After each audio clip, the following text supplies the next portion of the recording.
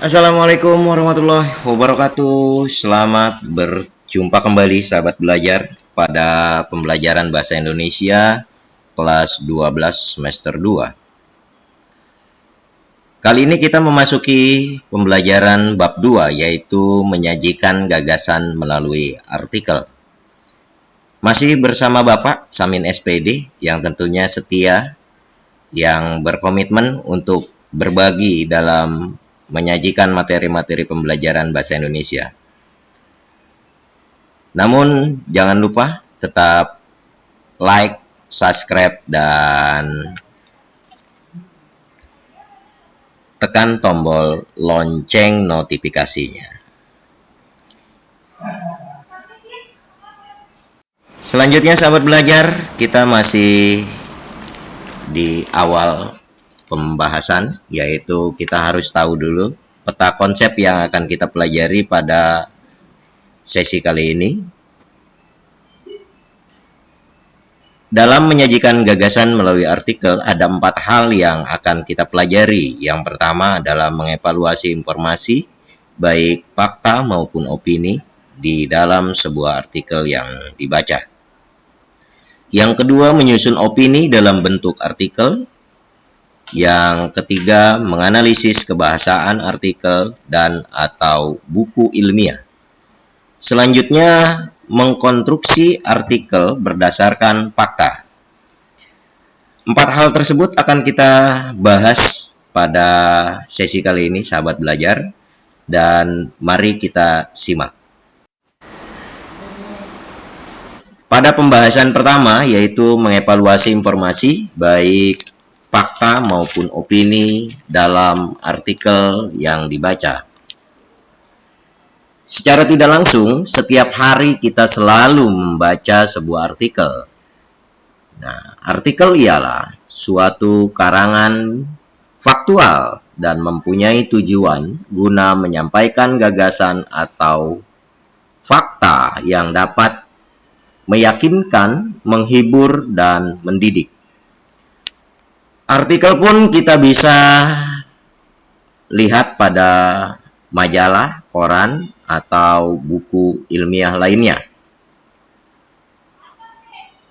Dalam mengevaluasi informasi yang ada di dalam artikel, kita selain harus tahu dulu pengertian artikel, kemudian kita harus bisa membedakan mana fakta dan mana opini.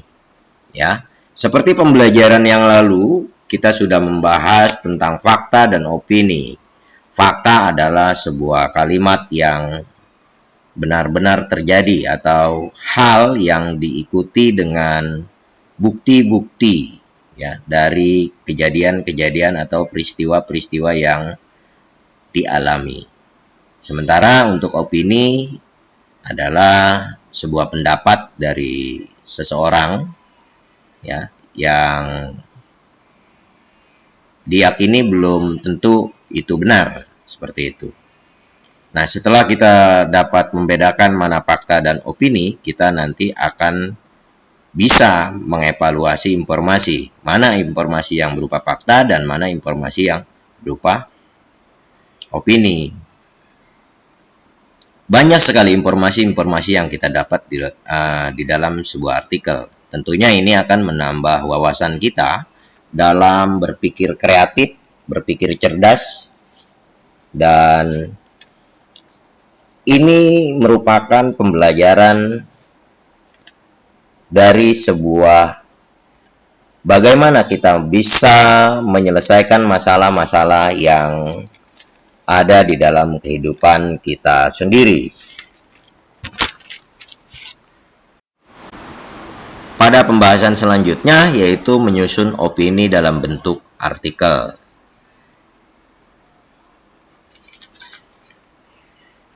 Menyusun sebuah opini berarti menuangkan gagasan pemikiran seseorang.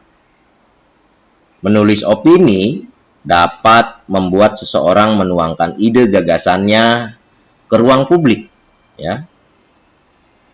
Ia masuk ke ranah publik dan berusaha mempengaruhi publik dengan tujuan akhir. Jadi, menulis opini memberikan wawasan dan pengetahuan untuk orang lain, serta berbagai informasi, data, maupun pengalaman dari si penulis tersebut. Oleh karena itu, kegiatan menulis opini mestinya dilakukan dengan hati, ya, dengan kesukacitaan, kegembiraan, membagi gagasan, serta kecintaan menyumbangkan ilmu dan pengetahuan.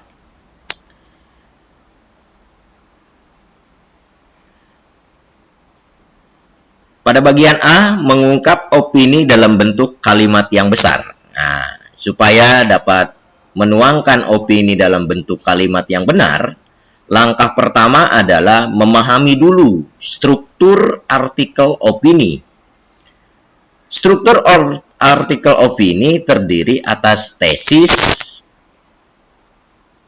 kemudian pernyataan pendapat atau argumen, dan pernyataan ulang pendapat, ya, atau reiteration.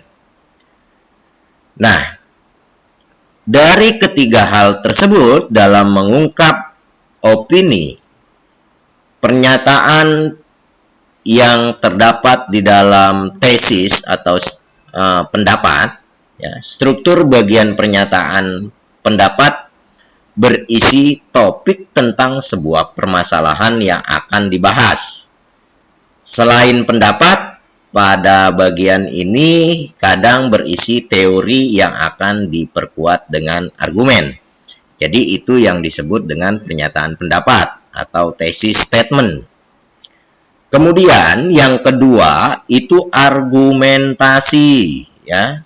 Argumentasi merupakan pendukung berupa fakta-fakta tentang topik yang diangkat dan yang akan memperkuat opini yang hendak disampaikan, sehingga memberikan nilai objektivitas pada tulisan tersebut. Sehingga pada bagian ini penulis berusaha meyakinkan pembacanya bahwa hal yang dikemukakan tersebut merupakan hal yang benar. Jadi kita sudah bisa agak mengerucut nih mana yang pernyataan pendapat, mana yang bagian dari fakta gitu kan, sudah mengerucut ke arah sana. Kemudian pernyataan ulang atau reiteration ini pernyataan yang merupakan bagian akhir teks opini atau kesimpulan, ya.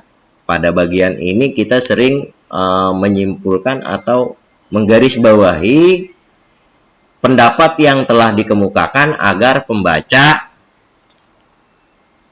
dapat mendengar semakin yakin dengan pandangan yang dibuat di dalam sebuah opini tersebut. Nah, itu adalah pernyataan ulang dari pernyataan pendapat, argumen, ya, kita buat lagi di pernyataan ulang atau reiteration. Dalam bahasa lain adalah penegasan gitu. Selanjutnya pada bagian B, penggunaan bahasa. Dalam membuat opini di sebuah artikel, kita harus pandai-pandai, ya, menggunakan bahasa. Setiap orang dapat mengungkap pendapat terhadap persoalan yang sedang terjadi.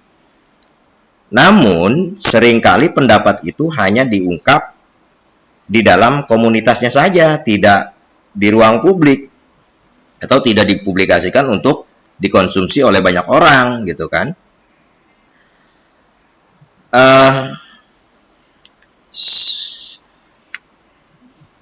Hal tersebut membuat pendapat atau pandangan yang bagus yang dimiliki seseorang hanya berakhir sebagai bahan obrolan saja. Ini biasanya kalau kita di dalam membahas sebuah masalah-masalah di lingkup kecil. Tapi kalau mau dibuat besar, yaitu harus kita publikasikan, ya, seperti di media koran, di televisi, ya, atau di majalah-majalah itu dipersilahkan. Kita lanjut nih ke bagian penggunaan bahasa. Yang pertama adalah bersifat ilmiah.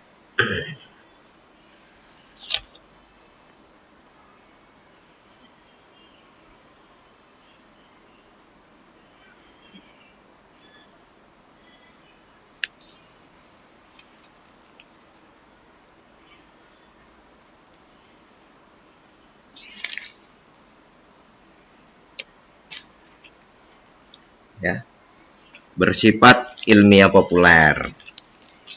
Kemudian sasarannya jelas dan kecenderungan itu biasanya kita menemukan kecenderungan kepada si pembaca ini enggan untuk membaca lebih detail gitu. Jadi kita harus bisa membuat opini-opini yang lebih kreatif, lebih menggemaskan, lebih simpel lah gitu ya. Kemudian menggunakan bahasa yang komunikatif serta ringkas. Selanjutnya yaitu kalimat yang efektif, efisien dan mudah dimengerti ya. Jangan buat sebuah opini yang susah dimengerti, apalagi menggunakan bahasa-bahasa daerah, nanti hanya dikonsumsi oleh daerah tertentu saja, tidak untuk nasional gitu kan. Jadi dua hal tersebut di dalam menyusun opini harus betul-betul kalian perhatikan.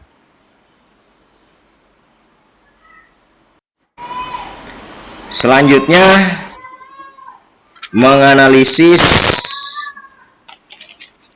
kebahasaan artikel dan atau buku ilmiah. Pada artikel ada 3 unsur kebahasaan, yaitu ada adverbial, konjungsi, dan kosakata. Ya. Adverbial atau kata keterangan adalah suatu jenis kata yang bersifat memberikan keterangan atau penjelas terhadap kata kerja, atau kata kerja itu juga disebut verba ya. Kata sifat atau adjektif maupun kata bilangan. Kata keterangan juga mampu memberikan keterangan penjelas terhadap semua kalimat. Adverbial ini terbagi atas keterangan tempat, keterangan waktu, keterangan alat, dan keterangan syarat serta keterangan sebab. Jadi kalau kata keterangan ini kita bisa membuat keterangan-keterangan seperti keterangan waktu tadi, keterangan tempat dan sebagainya ya. Sementara untuk konjungsi,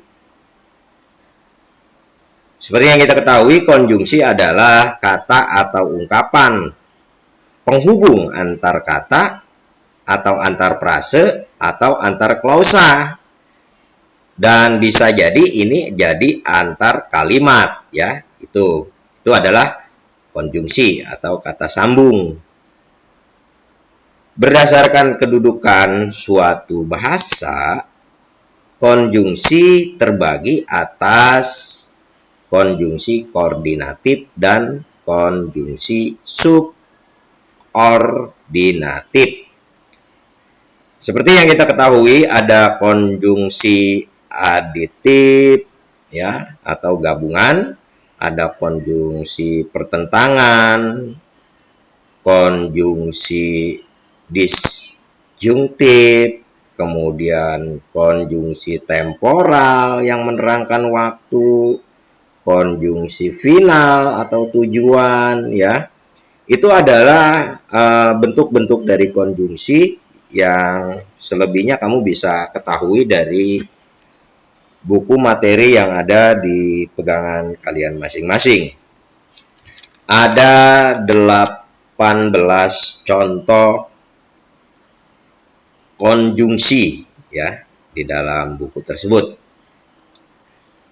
Untuk selanjutnya masalah kosakata. Kita harus tahu dulu kosakata adalah perbendaharaan kata. Kosakata diperlukan untuk meyakinkan pembaca dengan membuat suatu bacaan yang memuat konten-konten menarik yang memerlukan kosakata yang luas. Biasanya konten-konten tersebut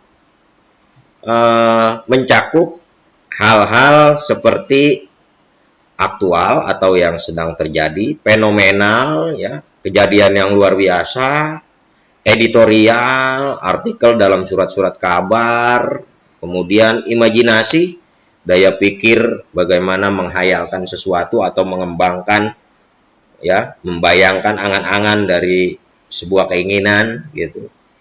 Kemudian ada modalitas, cara pembicara menyatakan sikap terhadap suatu imajinasi dan komunikasi, ya, antara pribadi. Ini bisa barangkali bagi para penulis, ya, penulis atau pengarang ini biasanya punya imajinasi yang luar biasa. Selanjutnya ada nukilan atau kutipan, ya, atau tulisan yang dicantumkan pada suatu benda. Yang berikutnya ada tajuk rencana, karangan pokok dalam surat kabar. Teks opini ini adalah teks yang merupakan wadah untuk mengemukakan pendapat atau pikiran. Kemudian yang kesembilan itu keterangan posisi, yaitu keterangan yang memberikan penjelasan kata benda yang biasanya ditulis dengan keterangan diapit tanda koma atau tanda pisah atau tanda kurung, ya, itu sudah menyatakan hal tersebut adalah keterangan aposisi, ya, atau keterangan penjelas, memberikan penjelasan. Itu adalah unsur-unsur kebahasaan pada artikel. Yang selanjutnya adalah yang kedua kita membandingkan kebahasaan artikel opini dan buku ilmiah. Pada hal yang pertama yang harus kita perhatikan, ini langkah-langkahnya adalah, ya, membaca secara keseluruhan dari artikel tersebut. Selanjutnya mencermati penggunaan kebahasaan yang terdapat dalam artikel opini atau buku ilmiah. Yang selanjutnya yang bisa kita lakukan adalah mencatat pokok-pokok penting atau hal-hal penting di dalam artikel tersebut. Dan yang berikutnya adalah membuat kesimpulan perbandingan. Jadi itu adalah unsur-unsur dari bagian membandingkan kebahasaan artikel, opini, dan buku ilmiah. Jadi 4 hal tersebut harus kalian kuasai. Jadi ketika kalian diminta untuk menganalisis kebahasaan dari sebuah artikel, yang pertama kalian harus tahu dulu unsur-unsur kebahasaannya. Kemudian yang kedua adalah dapat membandingkan kebahasaan dari artikel tersebut. Selanjutnya kita akan ke bagian D, yaitu mengkonstruksi artikel berdasarkan fakta. Yang pertama, kalian harus tahu, ya, langkah-langkah apa saja yang akan kalian lakukan dalam menyusun artikel opini sesuai dengan fakta. Ini adalah langkah-langkahnya, ya. Langkah pertama adalah memilih tema dengan tepat. Yang kedua, menentukan judul. Dan yang ketiga, menyusun alinea pertama. Bagian berikutnya menguraikan tema dalam beberapa alinea penjelas. Yang selanjutnya memperhatikan format atau gaya penulisan. mengeksploitasi data, menyimpulkan pendapat dalam alinea penutup, dan yang terakhir adalah mengedit ulang draft awal. Itu adalah langkah-langkah dalam menyusun artikel opini sesuai dengan fakta.